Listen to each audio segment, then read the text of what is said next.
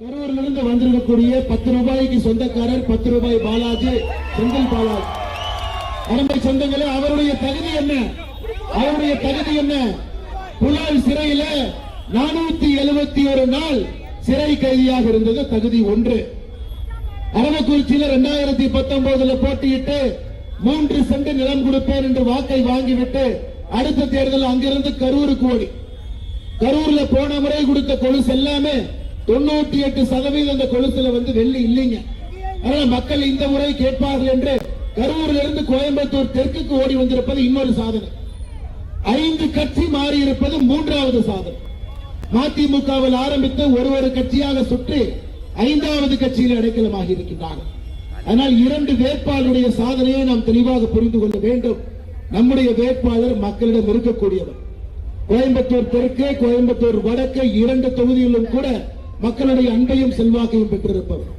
அவர் அன்பாக, மக்கள் அன்பாக இருக்கக்கூடிய கோயம்புத்தூர் தெற்கில் என்னுடைய சொந்த பகுதியில மறுபடியும் எங்களுடைய அன்புக்காக நான் இருக்கின்றேன் என்று உங்கள் முன்னால் நின்று கொண்டிருக்கின்றார்கள் அருமை சொந்தங்கள். ஆனால் எனக்கு தெரியுங்க, மே 4ஆம் தேதி ரிசல்ட் எப்படி வரும் எனக்கு தெரியுங்க. நான் சொல்லுகின்றேன், எழுதி வைத்துக் கொள்ளுங்கள்.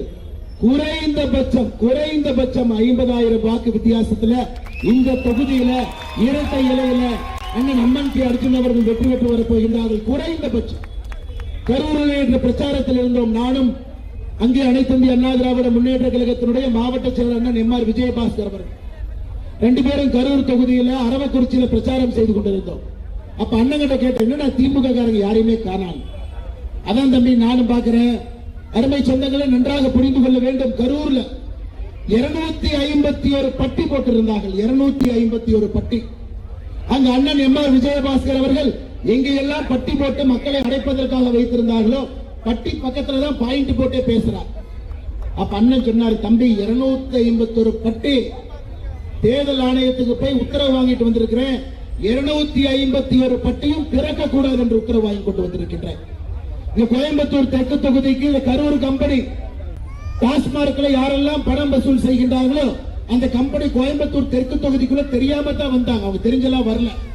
அவங்க ஏதோ ஒரு தொகுதி நீங்க இந்த எலிய பொறி வச்சு பிடிக்கிற மாதிரி அண்ணன் பிடிச்சு வச்சுட்டாங்க.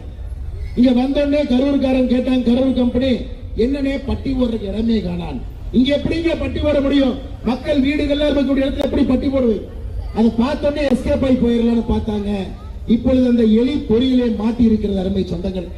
அதனால் நாம் எதற்கும் கவலைப்பட தேவையில்லை. நாம் சொல்வதெல்லாம் தமிழகத்தில் திராவிட முன்னேற்ற கழகத்தினுடைய ஆட்சி 5 ஆண்டு கால மக்கள் பார்த்துவிட்டு வேண்டாம் என்று முடிவு செய்து விட்டார்.